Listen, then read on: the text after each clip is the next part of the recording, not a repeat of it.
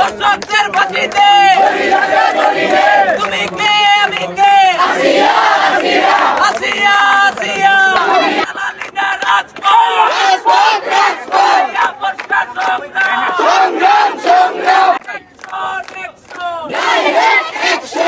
ফাঁসি চাই ফাঁসি চাই চলো চলো চলো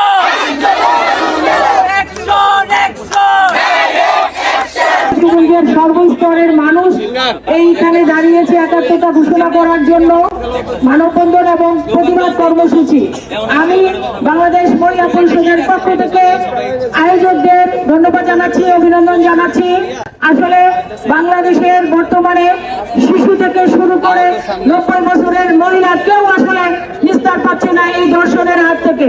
এই ধর্ষণের প্রতিবাদ হচ্ছে, মামলা আছে কিন্তু মামলার দীর্ঘসূচিতার কারণে আসামি পক্ষ পার পেয়ে যাচ্ছে। বাংলাদেশের প্রেক্ষাপটে দেখা যাচ্ছে কিছু কিছু আসামিকে ফুলের মালা দিয়ে তাদেরকে বরণ করে নেওয়া হচ্ছে। বর্তমানে প্রেক্ষাপটে আমাদের যে স্বরাষ্ট্র উপদেষ্টা আছে, আমাদের যে নারী ও মহিলা বিষয়ক উপদেষ্টা আছে এবং আইন বিষয়ক উপদেষ্টা আছে, আমি আমার বাংলাদেশ মহিলা পরিষদের পক্ষ থেকে 3 জনের পদত্যাগ দাবি করছি। কেন আমার বাচ্চা মেয়েটা কেন নিরাপদ থাকতে পারবে না?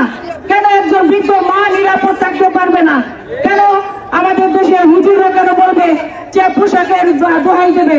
তাহলে ওই বাচ্চাটা, যে বাচ্চাটা কিছু বুঝে ওঠার আগেই যার গায়ে জামা থাকার কথা না, সেই বাচ্চাটা কেন রেপ হচ্ছে?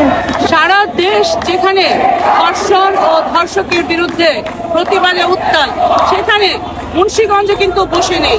মুন্সিগঞ্জেও সর্বস্তরের জনগণ আজ নেমে এসেছে এই ধর্ষণ এবং ধর্ষকদের শাস্তির দাবিতে। শাহনাজ বেগম, সরেজমিন বার্তা, মুন্সিগঞ্জ।